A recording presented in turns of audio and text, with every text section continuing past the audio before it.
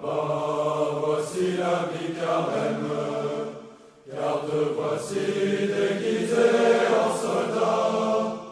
Petit papa, dis-moi si c'est pour rire ou pour faire peur aux tout petits enfants, ou pour faire peur aux tout petits enfants. Bonjour, je me présente, Philippe Mourat. Je suis originaire de la Drôme, donc j'ai fait ce grand déplacement dans le Var pour présenter mes objets de la Première Guerre mondiale. Des objets qui sont précieux parce que c'est des objets de famille que j'ai découverts dans le grenier de la maison. Et oui, et puis après on a envie d'en avoir de plus en plus.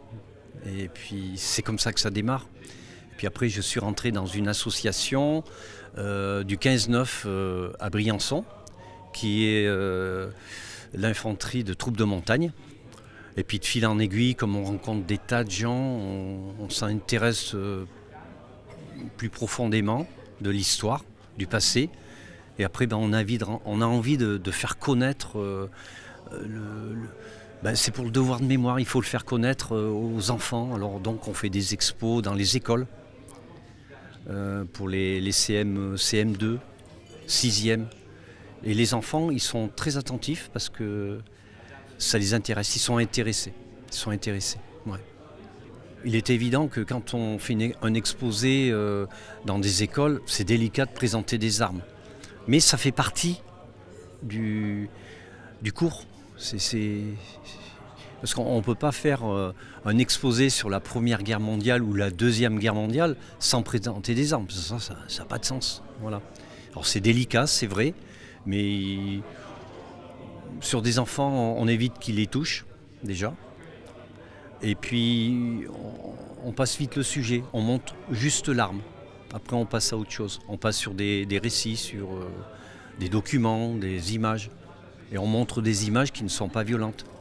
Aucune image de soldats morts, ça, on ne les montre pas. On montre le bon côté, le travail qu'ils faisaient en sculptant leur douille d'obus. Voilà. Vous avez eu Germanie et Bohème, mais mon petit cœur, vous ne l'aurez jamais, mais mon petit cœur, lui, restera français.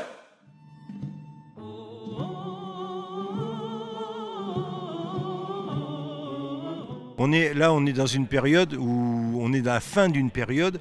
Bon, 14-18, le dernier poilu, il est parti, M. Ponticelli, il est parti il y a quand même c'est fini, il n'y a plus de vétérans de la Première Guerre mondiale, il n'y en a plus. Les vétérans de la Deuxième Guerre mondiale, il y en a de moins en moins. Bon, le Covid est passé par là, c'est vrai que ça a éliminé pas mal de gens, mais on a perdu l'année dernière Pierre Welch, qui était un ancien des commandos d'Afrique, qui est décédé l'année dernière. Il n'y a plus des combattants du débarquement, du moins en France, dans le coin, il n'y en a plus. Il reste peut-être quelques anciens résistants, mais qui sont très âgés. Mais des anciens, on n'en a plus. On a eu, les derniers sont partis ces quelques années en arrière, quoi. Donc on n'a plus de témoins, c'est la fin.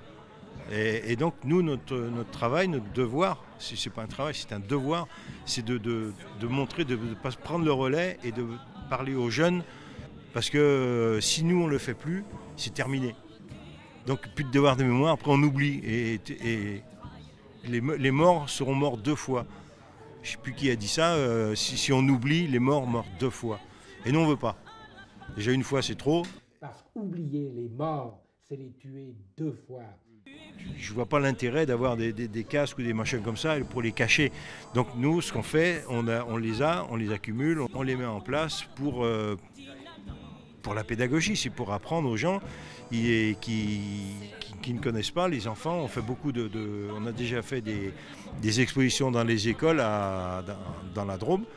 On a commencé à faire ces expositions, toujours pour la pédagogie, pour montrer aux enfants ce qui s'est passé, pour leur dire aussi que la guerre, c'est pas joli, mais bon, on n'a pas le choix, c'est pas toujours nous qui la déclarons, mais il faut savoir se défendre. Et puis, donc, nous, on montre avec quoi, avec quel matériel, avec quelle tenue, avec quoi ils ont pu faire ce conflit et le gagner grâce aux Américains, aux Alliés, quoi. Paris outragé, Paris brisé, Paris martyrisé, mais Paris libéré. Ami, si tu tombes, un ami sort de l'ombre à ta place. Demain, du sang noir séchera au grand soleil sur les routes.